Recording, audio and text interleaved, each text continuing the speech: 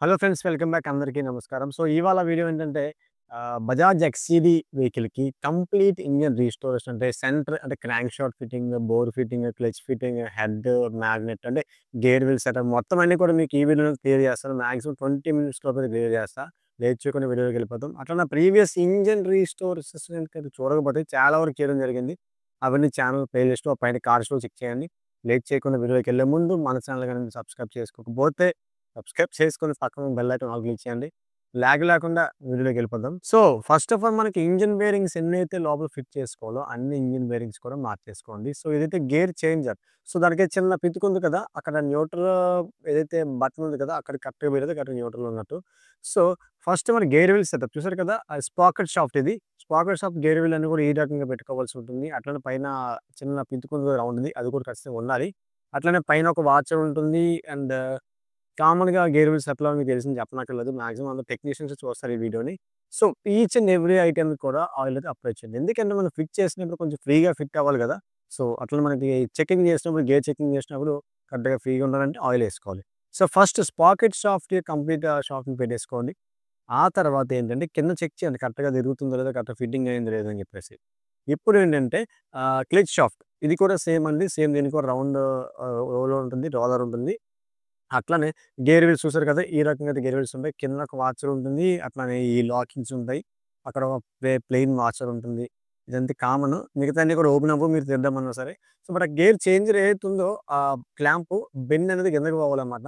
అది కరెక్ట్‌గా చూసుకోండి. చిన్న తిరగేసినా మీకు గేర్ పడదు. ఇంజిన్ మర్చిపోయి బిగిన్ చేశారంటే ఖతం. మళ్ళీ మొదట ఓపెన్ చేసుకోవాలి. సో, ఆ 2 పెట్టేసుకోండి. 2 క్లచ్ షాఫ్ట్, స్పాకెట్ షాఫ్ట్ పెట్టేసుకొని ఫస్ట్ క్లచ్ షాఫ్ట్ పెట్టేసుకున్న తర్వాత కరెక్ట్‌గా ఫిట్టింగ్ అయిన తర్వాత ఈ వీల్ కూడా పెట్టేసుకోండి. సో, నేను చేసేది మీరు చూస్తే ఆటోమేటిక్‌గా అలా ఫాలో అయిపోతే చాలు. మీకు ఏ మిస్టేక్ ఉండదు. 100% గ్యారంటీ నాది. ఓకే. సో, పిన్ పెట్టే ముందు గేర్ చేంజర్ అయితే పెట్టుకోవాల్సి ఉంటుంది. గేర్ చేంజర్ ఆ చిన్న బాల్ ఉంది కదా! ఆ బాల్ అనేది కరెక్ట్‌గా కిందన న్యూట్రల్ బటన్‌కి కరెక్ట్‌గా టచ్ అయితే మనం న్యూట్రల్‌లో ఉన్నట్టన్నమాట. కరెక్ట్‌గా ఫిట్టింగ్ చేసుకోవాలి. బట్ చూసుకోండి ఎక్కడ పడితే అక్కడ ఆయిల్ అయితే ఫుల్‌గా పోయింది. కక్కుర్తి పడమాకండి. So, okay. కరెక్ట్‌గా ఫ్రీగా మూవ్ అవుతుందో చూసుకున్నాను. ఫ్రీగా మూవ్ అవుతుంది. ఓకే. ఇప్పుడేంటంటే గేర్ చేంజర్ ఏదైతే ఉంది కదా! ప్లేట్ ఏదో కొంచెం లేపి కరెక్ట్‌గా గేర్ చేంజర్‌కయితే ఫిట్ చేసి రాడ్ అయితే పిన్, పిన్ అంటారు, రాడ్ అంటారు. ఏదో ఒకటి ఉంటారు కదా! అది కరెక్ట్‌గా పెట్టేసి అందులో సిట్టింగ్ చేసేయండి. సిట్టింగ్ చేస్తే మనకి గేర్ వీల్ సెట్టింగ్ అయితే అయిపోతుంది. So, friends gear wheel setting విషయానికొచ్చేసరికి ఖచ్చితంగా మీరేంటంటే గేర్‌లను చెక్ చేసుకోండి. అంటే నాకు అలవాటు కాబట్టి నేను ఎక్స్‌పీరియన్స్‌డ్ కాబట్టి చెక్ చేసుకోను. బట్ మీరు మాత్రం ఖచ్చితంగా చెక్ చేసుకోండి. ఎందుకంటే ఒక్క వీల్ తిరిగినా, ఒక్క వాచర్ ఎటుపోయినా, ఒక్క ప్లేట్ తిరిగినా మొత్తం కథ సుఖాంతం అనమాట. మళ్ళీ మొత్తం వచ్చేస్తుంది. ఇంజిన్ మొత్తం బిగించారంటే మళ్ళా మీకు డబుల్ పనే. సో, మొత్తం గేర్‌లని కరెక్ట్‌గా పడుతున్నాయో లేదో ముందు ఇంజిన్ చక్రాలు 2 మూసి అటువైపు గేర్ చేంజర్ వేసి, గేర్ రాడ్‌లేసి అవసరమైతే చెక్ చేసుకోండి. గేర్ 1, 2, 3, 4 న్యూటన్ పడుతుందా లేదా? పడితే 1కి 2 సార్లు 3 సార్లు చెక్ చేసుకున్న తర్వాత క్రాంక్ షాఫ్ట్ ఏసి, ప్యాకింగ్ ఏసి, బోర్డులేసి ఫుల్ డేట్ చేద్దురు. ఓకే. నాకైతే అలా భయం పడనక్కర్లేదు. నేను కూడా ఖచ్చితంగా చెక్ చేసుకున్నాను. మరి క్లచ్ కవర్ అయితే వేయను. ఐ మీన్ కవర్ అయితే ఇంజిన్ సైకిల్ అయితే 2 షాఫ్ట్స్ అయితే మూయను. అట్లా చెక్ చేసుకుంటా. నాకు అలవాటు కాబట్టి. సో, అయిపోయింది. ఇప్పుడు దీనికేంటంటే పిస్టన్ అయితే మనము ఉషా వాడుతున్నాము. ఎందుకంటే మాక్సిమం ఉషానే బావుంటుంది అన్నిటికన్నా. సో, ఇది 2.5 ఏయడం జరిగింది. ఫస్ట్ బోర్ అంతకుముందు చేయించలేదు. ఫస్ట్ బోర్ ఇదే మనం ఫస్ట్ టైమ్ చేయించిన బోర్ అనేది. సో, పిస్టన్‌లో ఏవి ఇచ్చారో చూద్దాం మనకి. కామన్‌గా పిస్టన్ ఇస్తారు. ఎంప్టీ పిస్టన్‌తో పాటు రింగులు అంటే టాప్ 1, టాప్ 2 ఆయిల్ రింగ్ పైన కింద పైన వాచరు, పిస్టన్ పిన్ అట్లనే పిస్టన్ 2 లాక్స్ ఇస్తారు. ఓకే. అవన్నీ ముందుగా రింగ్స్ అన్ని మీకు ఎలా చేయాలో ఆల్రెడీ చెప్పేసాను మీకు. చాలా వీడియోస్ చూడండి. ఒకవేళ చూడకపోతే అది ఎక్స్‌ప్లెయిన్ చేస్తే మళ్ళీ వీడియో లెంతీ అయిపోతుంది. మీకు చాలా ఇబ్బంది అయిపోతుంది గదా! సో, యారో మార్క్ అనేది ఎప్పుడు కూడా సైలెన్సర్ వైపు ఉండాలి. గుర్తుంచుకోండి. యారో మార్క్ ఎప్పుడు కూడా సైలెన్సర్ వైపు ఉండాలి. లేదా మీకు ఇంకొక యారో మార్క్ లేకపోతే పిస్టన్ పైన మీకు 2 గాడీలు కనిపిస్తుంది చూసారా? చిన్న గాడి ఎప్పుడు హెడ్ పై ఏదైతే చిన్న వాల్ ఉందో అటువైపు ఉండాలి. పెద్ద గాడి ఎప్పుడు హెడ్‌కి వాల్ పెద్ద వాల్ ఎటుందో అది అటువైపు ఉండాలన్నమాట.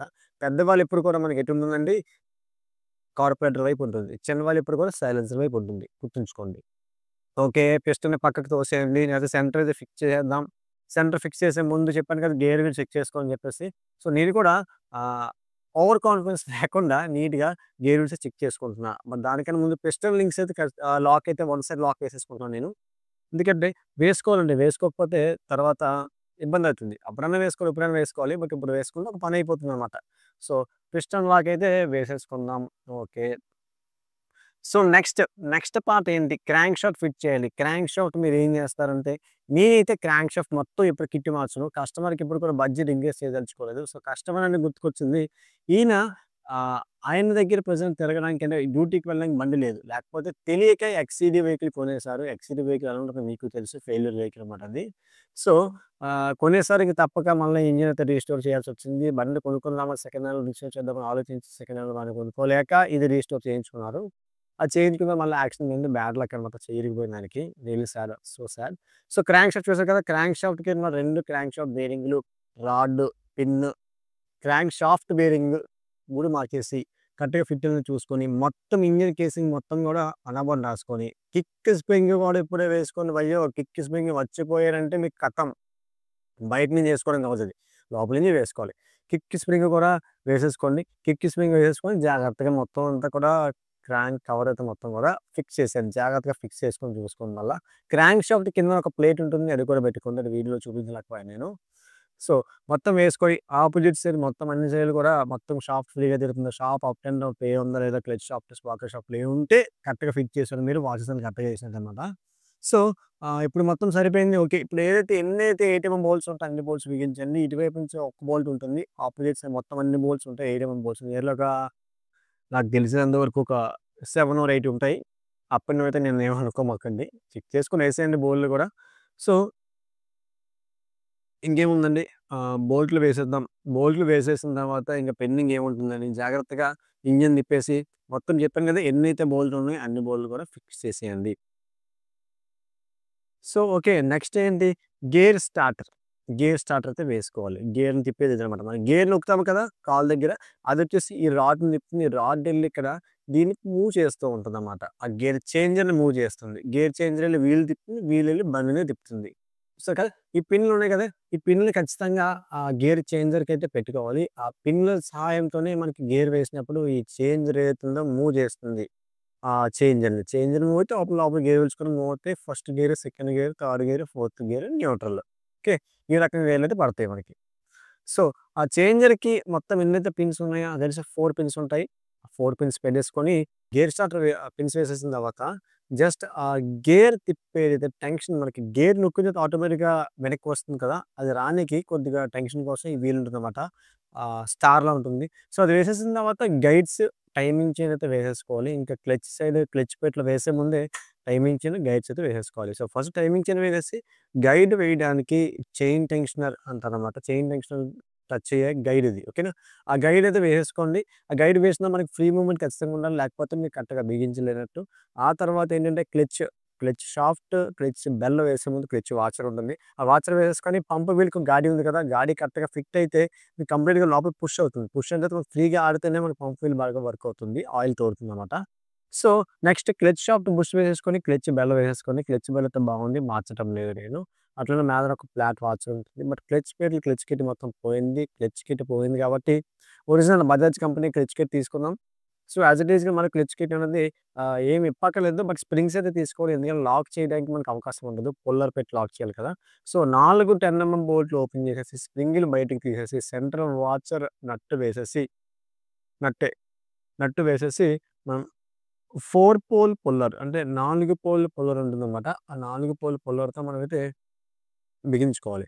అది ఎట్లా బిగించాలో పుల్లర్ లేకపోతే ఏం చేయాలి భయ్ అంటే, ఇంక చేయడానికి ఏముండదండి ఖచ్చితంగా పుల్లర్ తీసుకోవాల్సిందే. పుల్లర్ లేకుండా మీరేం చేయలేరు అసల.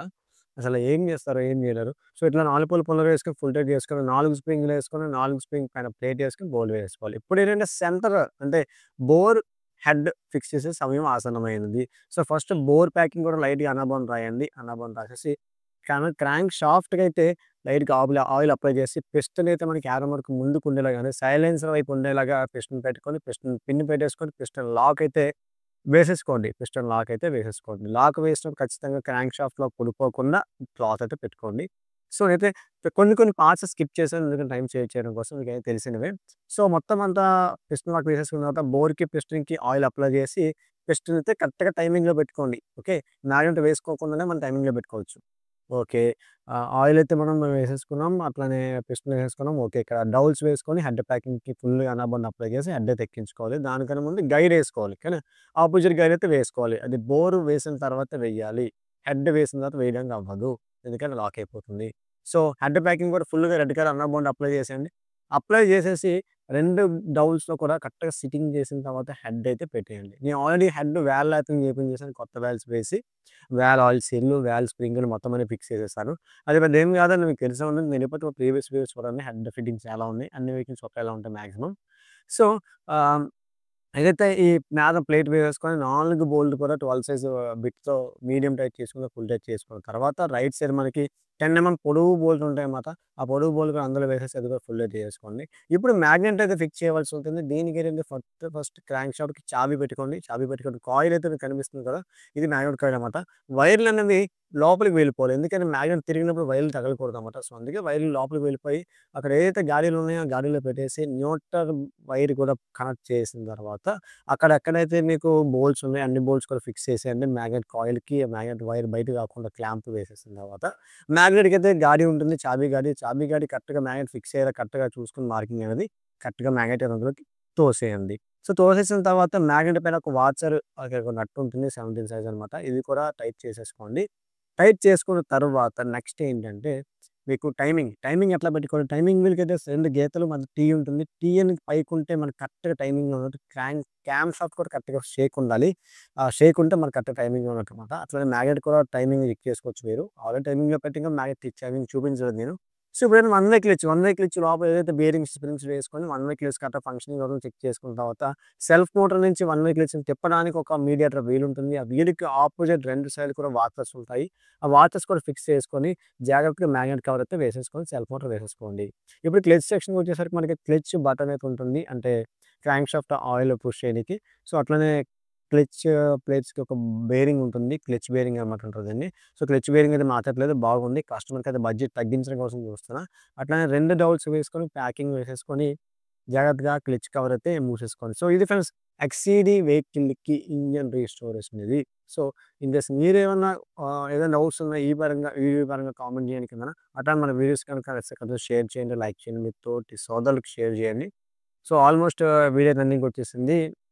ఇంగేం లేదండి బండిలో ఇంజన్ వేసుకొని ఆయిల్ సీల్ గట్రా కొన్ని పార్ట్స్ స్కిప్ చేశాను. కొంత టైం సేవ్ చేయనీకి అవన్నీ మీకు తెలిసినవే. సో, మరొక కొత్త వీడియోతో మీ ముందుకొచ్చేస్తాను. Until then stay tuned. Create workers. Have a nice day guys. Jai Hind.